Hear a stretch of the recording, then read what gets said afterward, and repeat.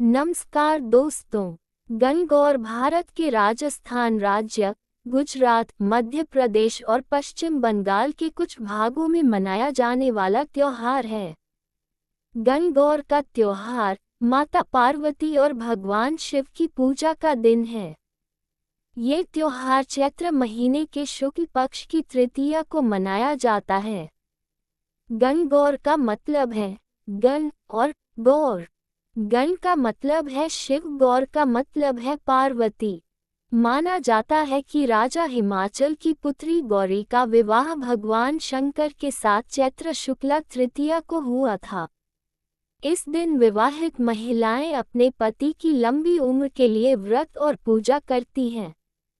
कुंवारी लड़कियां अच्छे वर की कामना के लिए व्रत रखती हैं और पूजा करती हैं। इस दिन वैवाहिक शांति के लिए देवी पार्वती से प्रार्थना की जाती है। इस दिन स्त्रियां अखंड सौभाग्य की कामना करती हैं। राजस्थान में गणगौर का त्योहार बहुत धूमधाम से मनाया जाता है। इस त्योहार की तैयारियां होली के दूसरे दिन से शुरू हो जाती हैं। गणगौर के दिन ईसर और गणगौर की मूर्तियों को नए वस्त्र पहनाए जाते हैं। गणगौर के दिन विवाहित महिलाएं घुड़िया पर सवार होकर घूमती हैं। गणगौर व्रत की कथा। एक बार भगवान शंकर तथा पार्वती जी नारद जी के साथ भ्रमण को निकले। चलते चलते वे चैत्र शुक्ल तृतीया के दिन एक गांव में पहुंच गए। उनके आगमन का समाचार सुनकर गांव की श्रेष्ठ कुलीन स्त्रियां उनके स्वागत के लिए स्वादिष्ट भोजन बनाने लगीं। भोजन बनाते बनाते उन्हें काफी विलंब हो गया, किंतु साधारण कुल की स्त्रियां श्रेष्ठ कुल की स्त्रियों से पहले ही थालियों में हल्दी तथा अक्षत लेकर पूजन हेतु पहुंच गईं। पार्वती जी ने उनके पूजा भाव को स्वीकार करके सारा सुहाग रस उन पर छिड़क दिया। वे अटल सुहाग प्राप्ति का वरदान पाकर लौटीं। तत्पश्चात उच्च कुल की स्त्रियां अनेक प्रकार के पकवान लेकर गौरी जी और शंकर जी की पूजा करने पहुंचीं। सोने चांदी से निर्मित उनकी थालियों में विभिन्न प्रकार के पदार्थ थे। उन स्त्रियों को देखकर भगवान शंकर ने पार्वती जी से कहा, तुमने सारा सुहाग रस तो साधारण कुल की स्त्रियों को ही दे दिया, अब इन्हें क्या दोगी? पार्वती जी ने उत्तर दिया, प्राणनाथ, आप इसकी चिंता मत कीजिए।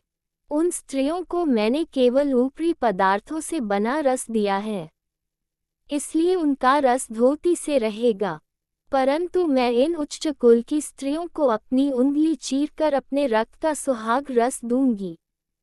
ये सुहाग रस जिसके भाग्य में पड़ेगा, वह तन मन से मुझ जैसी सौभाग्यवती हो जाएगी। जब स्त्रियों ने पूजन समाप्त कर दिया, तब पार्वती जी ने अपनी उंगली चीरकर उन पर छिड़क दी। जिस पर जैसा छींटा पड़ा, उसने वैसा ही सुहाग पा लिया।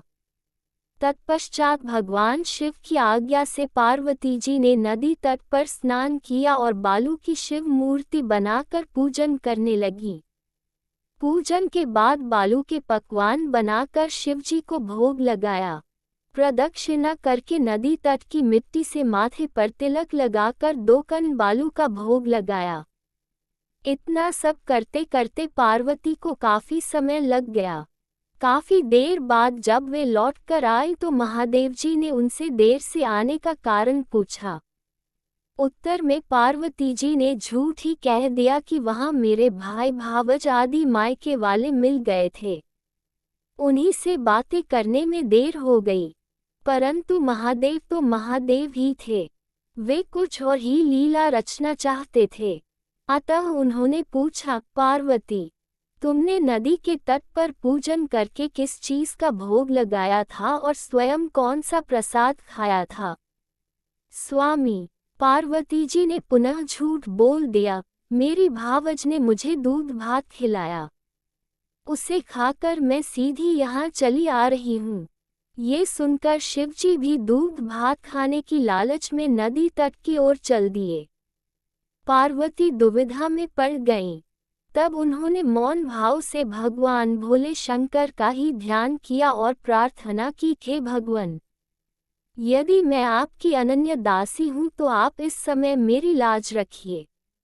ये प्रार्थना करती हुई पार्वती जी भगवान शिव के पीछे पीछे चलती रहीं। उन्हें दूर नदी के तट पर माया का महल दिखाई दिया।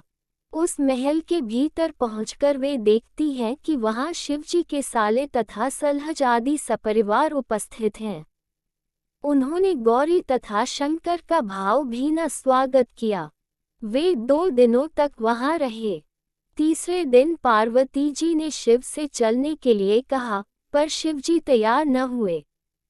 वे अभी और रुकना चाहते थे। तब पार्वती जी रूठकर अकेली ही चल दी। ऐसी हालत में भगवान शिवजी को पार्वती के साथ चलना पड़ा। नारद जी भी साथ साथ चल दिए। चलते चलते वे बहुत दूर निकल आए। उस समय भगवान सूर्य अपने धाम पश्चिम को पधार रहे थे। अचानक भगवान शंकर पार्वती जी से बोले, मैं तुम्हारे मायके में अपनी माला भूल आया हूँ। ठीक है, मैं ले आती हूँ, पार्वती जी ने कहा और जाने को तत्पर हो गईं। परंतु भगवान ने उन्हें जाने की आज्ञा न दी और इस कार्य के लिए ब्रह्मपुत्र नारद जी को भेज दिया। परंतु वहां पहुंचने पर नारद जी को कोई महल नजर न आया।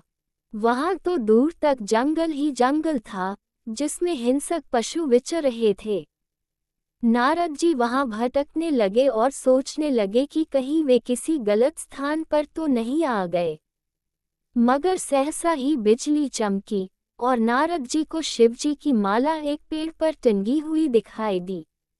नारद जी ने माला उतार ली और शिवजी के पास पहुंचकर वहां का हाल बताया। शिवजी ने हंसकर कहा, नारद, ये सब पार्वती की ही लीला है। इस पर पार्वती बोली, मैं किस योग्य हूँ? तब नारद जी ने सिर झुकाकर कहा, माता, आप पतिव्रताओं में सर्वश्रेष्ठ हैं। आप सौभाग्यवती समाज में आदि शक्ति हैं। ये सब आपके पतिव्रत का ही प्रभाव है। संसार की स्त्रियां आपके नाम स्मरण मात्र से ही अटल सौभाग्य प्राप्त कर सकती हैं और समस्त सिद्धियों को बना तथा मिटा सकती हैं। तब आपके लिए ये कर्म कौन सी बड़ी बात है? महामाय, गोपनीय पूजन अधिक शक्तिशाली तथा सार्थक होता है। आपकी भावना तथा चमत्कारपूर्ण शक्ति को देखकर मुझे बहुत प्रसन्नता हुई है। मैं आशीर्वाद रूप में कहता हूँ कि जो स्त्रियां इसी तरह गुप्त रूप से पति का पूजन करके मंगल कामना करेगी, उन्हें महादेव जी की कृपा से दीर्घायु वाले पति का संसर्ग मिलेगा। गौरी शंकर भगवान की जय।